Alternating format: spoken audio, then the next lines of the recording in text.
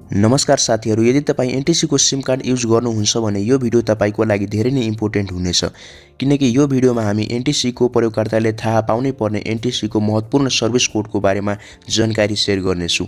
For example voice pack, data pack कसरी लिने, आफ्नो मोबाइल नम्बर कसरी हेर्ने र एनटीसी का सापटी चाहिँ कसरी लिने जस्ता जानकारीहरु र यदि तपाई विद्यार्थी यो भिडियो हेर्दै हुनुहुन्छ भने लास्टमा स्टुडेन्टलाई एकदमै काम लाग्ने इम्पोर्टेन्ट 3 वटा सर्भिस कोडको बारेमा चाहिँ जानकारी शेयर गर्नेछु। सो त्यही भएर भिडियोलाई लास्टसम्म स्किप नगरिकन हेर्नु होला। तर त्यो भन्दा पहिला यदि तपाई हाम्रो च्यानलमा पहिलो चोटी हेर्दै हुनुहुन्छ भने च्यानललाई सब्स्क्राइब गर्न चाहिँ नबिर्सनुहोला। सो भिडियोलाई सुरु गरौँ। सो पहिलो नम्बरमा रहेको छ आफ्नो मोबाइल नम्बर थाहा पाउनको लागि यदि तपाईले चलाउँदै गरेको मोबाइल नम्बर कति छ भनेर हेर्नको लागि तपाईले आफ्नो मोबाइलको डायल प्याडमा गएर *9# लेखेर चाहिँ ओके गर्नुभयो भने तपाईको मोबाइल नम्बर कति छ भनेर देखाउँछ। अनि त्यसैगरी दोस्रो नम्बरमा रहेको छ कसको नाममा सिम दर्ता भएको थाहा पाउनको लागि *922# डायल गर्नुभयो भने तपाईले चलाउँदै गरेको एनटीसी को सिम कसको नाममा चाहिँ रजिस्टर छ भनेर देखाउँछ। र त्यसैगरी ब्यालेन्स ट्रान्सफर गर्नको लागि तपाईले एनटीसीबाट एनटीसीमा ब्यालेन्स ट्रान्सफर गर्न चाहनुहुन्छ भने *422# त्यसपछि सिक्युरिटी कोड अनि त्यसपछि चाहिँ फेरि मोबाइल नम्बर अनि त्यसपछि स्टार अनि त्यसपछि कति रुपैयाँ सेन्ड गर्न चाहनुहुन्छ अनि त्यसपछि चाहिँ # लेखेर तपाईले ओके गर्नुपर्ने हुन्छ। अनि त्यसपछि चाहिँ ब्यालेन्स ट्रान्सफर गर्नको लागि जुन सिक्युरिटी कोड आवश्यक पर्छ त्यो सिक्युरिटी कोड थाहा पाउनको लागि आफ्नो मोबाइलको मेसेज बक्समा गएर SCODE क्यापिटलमा चाहिँ SCODE लेखेर चाहिँ 1415 मा तपाईलाई एसएमएस गर्नुपर्ने हुन्छ।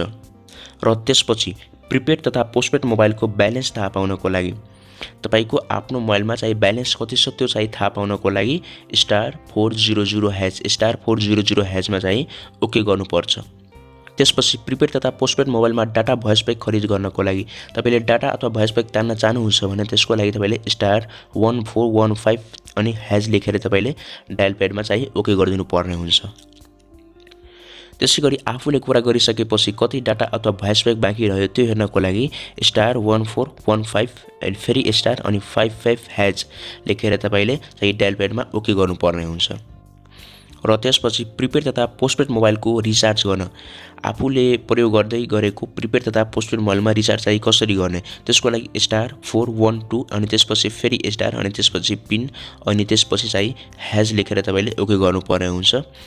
र त्यसैगरी आफ्नो सिमलाई 4G मा कन्भर्ट गर्नको लागि आफूले चलाउँदै गरेको सिमलाई यदि तपाई 4G मा कन्भर्ट गर्न चाहनुहुन्छ भने त्यसको लागि *444 अनि त्यसपछि # लेखेर ओके गर्नुभयो भने त्यसपछि तपाईको मोबाइल चाहिँ 4G मा कन्भर्ट हुनेछ। त्यसैगरी GSM मोबाइल सेवा सम्बन्धी सोधपुछ गर्नको लागि यदि तपाईले कस्टमर केयरसँग केही सोधपुछ अथवा केही गुनासो राख्न चाहनुहुन्छ भने त्यसको लागि 1415 1415 मा तपाईले कल गरेर तपाईले केही गुनासो अथवा सोधपुछ गर्न चाहिँ सक्नुहुन्छ। र त्यसपछि GSM मोबाइलको पु कोड थाहा पाउनको लागि आफ्नो सिम कार्ड कहिलेकाहीँ ब्लक भएको अवस्थामा तपाईले पु कोड आवश्यक पर्छ। त्यसको लागि तपाईले *1607# मा तपाईले आफ्नो मोबाइलको डायल प्याडमा गएर *1607# लेखेर ओके गर्नुभयो भने तपाईको पु कोड चाहिँ त्यहाँ देखाउँछ।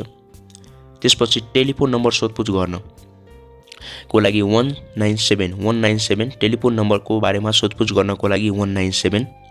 त्यसपछि क्लास 10 अथवा एसए को रिजल्ट थाहा पाउनको लागि 1600 आफ्नो मोबाइलको डायल प्याडमा गएर 1600 मा तपाईले कल गर्नुपर्ने हुन्छ। र त्यसैगरी क्लास 12 प्लस 2 को रिजल्ट थाहा पाउनको लागि क्लास 12 प्लस 2 को रिजल्ट चाहिँ थाहा पाउनको लागि 1601 मा तपाईले कल गर्नुपर्ने हुन्छ। र त्यसैगरी TU को रिजल्ट थाहा पाउनको लागि त्रिभुवन युनिभर्सिटी TU को रिजल्ट थाहा पाउनको लागि 1602 मा कल गर्नुपर्ने हुन्छ। आफ्नो मोबाइलको डायल प्याडमा गएर 1602 मा तपाईले कल गर्नुपर्ने हुन्छ। सो आई होप भिडियो तपाईले राम्रो लाग्यो होला र भिडियो मन पर्यो भने भिडियोलाई लाइक गर्न चाहिँ नबिर्सनुहोला र यस्तै जानकारीमूलक भिडियोहरु हेर्नको लागि हाम्रो च्यानललाई सब्स्क्राइब गर्न चाहिँ नबिर्सनुहोला। So thanks for watching this video.